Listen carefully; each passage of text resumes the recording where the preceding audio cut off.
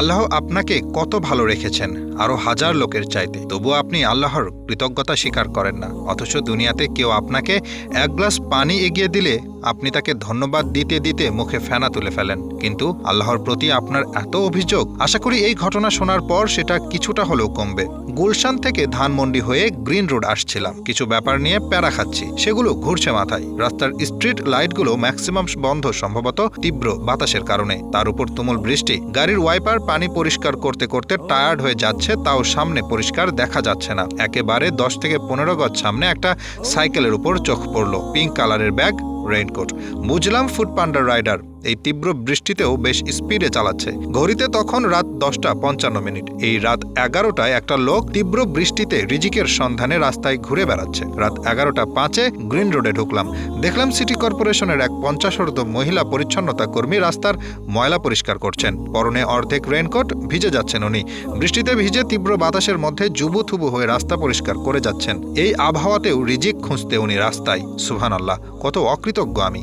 কত সহজ করে দেওয়া হয়েছে আমার রিজিক। জাস্ট একটা জন্মস্থানের পার্থক্য তো, তাই না? ওই ফুড পান্ডার রাইডার বা এই ভদ্র মহিলার জায়গায় আমিও থাকতে পারতাম। অথচ এর জন্য যেভাবে শুকরিয়া আদায় করা দরকার তার কিছুই কি করতে পারি? রাসূলুল্লাহ সাল্লাল্লাহু আলাইহি সাল্লাম বলেছেন, তুমি যদি সকালে ঘুম থেকে ওঠার পর দেখো তুমি সম্পূর্ণ সুস্থ, তোমার হাত পা, শরীরের অন্যান্য সকল অঙ্গ প্রত্যঙ্গ অক্ষত আছে, তোমার মাথার উপরে যদি ছাদ থাকে এবং সারাদিনে খাওয়ার মতো খাবারটুকু যদি তোমার ঘরে থাকে, তাহলে তুমি দুনিয়ার সবচেয়ে ধনী মানুষ। কালকের কথা ভেবে কেন নিজেকে দুশ্চিন্তাগ্রস্ত করে তোলো? তুমি যদি কাল পর্যন্ত বেঁচেই না থাকো। সুবহানাল্লাহ, কত সিম্পল ভাবে চিন্তা করতে বলা হয়েছে। অথচ আমরা অনাগত দিনের কথা ভেবে পেরেশানিতে থাকি। অথচ কোনো নিশ্চয়তায় নাই যে আদৌ আগামীকালে সূর্য আমরা দেখতে পাবো কিনা। আল্লাহ আপনাকে কত ভালো রেখেছেন, আরো হাজার লোকের চাইতে, তবুও আপনি আল্লাহর কৃতজ্ঞতা স্বীকার করেন না। অথচ দুনিয়াতে কেউ আপনাকে এক গ্লাস পানি এগিয়ে দিলে আপনি তাকে ধন্যবাদ দিতে দিতে মুখে ফেনা তুলে ফেলেন। কিন্তু যে আল্লাহ আপনাকে পানি খাওয়ার জন্য জিহ্বা দিলেন, গলা দিলেন, সেই পানি স্টোর করার জন্য পেট দিলেন, আবার পানি যেন বেশি না হয়ে যায় সেজন্য পানি নিষ্কাশন ব্যবস্থা করে দিলেন,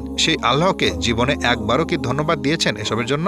মার্কেটে গেলে শপিং মলের দরজাটা যদি অন্য কেউ খুলে দেয় তাহলে তাকে নুয়ে গিয়ে কুর্নিশ করে আসেন। কিন্তু যেই আল্লাহ আপনার রিজিকের দরজা খুলে দিয়েছেন, যেই আল্লাহ আপনার জীবনের হিসাব সহজ করে দিয়েছেন, তাকে ধন্যবাদ দিয়েছেন কখনো? বৃষ্টি এলে প্রিয়জন যদি আপনার পাশে এসে বসে, দুইটা মিষ্টি কথা বলে, তাহলে প্রিয়জনকে বুকে টেনে নেন। কিন্তু এই বৃষ্টি যে আল্লাহ দিলেন তার প্রতি কয়দিন কৃতজ্ঞতা প্রকাশ করেছেন আপনি? নিজেকে প্রশ্ন করুন প্রিয় ভাই, জবাব আপনার কাছেই আছে। আল্লাহ আমাদের সবাইকে সঠিক বুঝ দান করুন। বলুন আমিন।